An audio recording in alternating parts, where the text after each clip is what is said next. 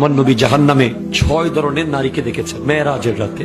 আমার নবীজি এসে প্রচন্ড কান্না করেছেন হযরতে ফাতেমাতুজ জাহরার ঘরে। বলে ইয়া রাসূলুল্লাহ, আপনি এত কান্না করেন কেন?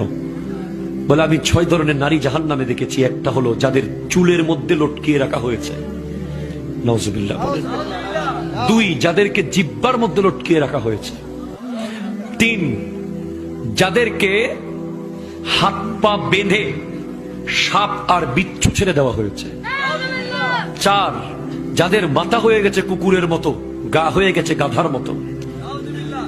5, যাদেরকে নিজের বুকের দুধ তথা স্তনের মধ্যে লটকিয়ে রাখা হয়েছে।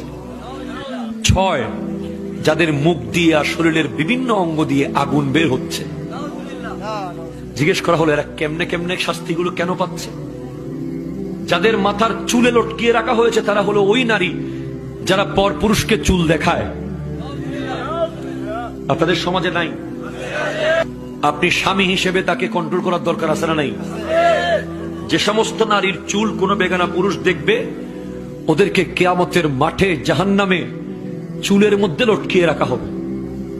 2, যে সমস্ত নারী স্বামীর সাথে তর্ক করে কথায় কথায়,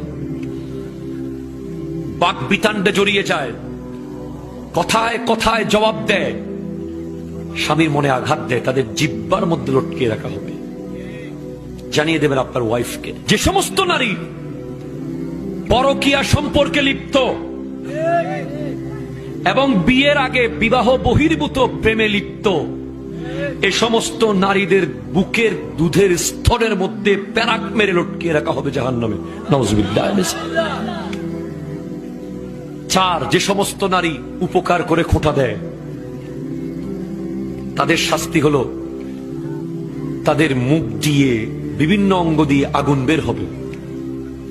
5, যে সমস্ত নারী ভালোভাবে পবিত্র হয় না, নামাজ নিয়ে হেয় করে ঠাট্টা করে, ওদের মাথা হবে কুকুরের মতো, গা হয়ে যাবে গাধার মতো, নাউজুবিল্লাহ। অথবা যাদের হাত পা বেঁধে রাখা হয়েছে, সাপ বিচ্ছু ছেড়ে দেওয়া হয়েছে, এরাই শাস্তিটা পাবে।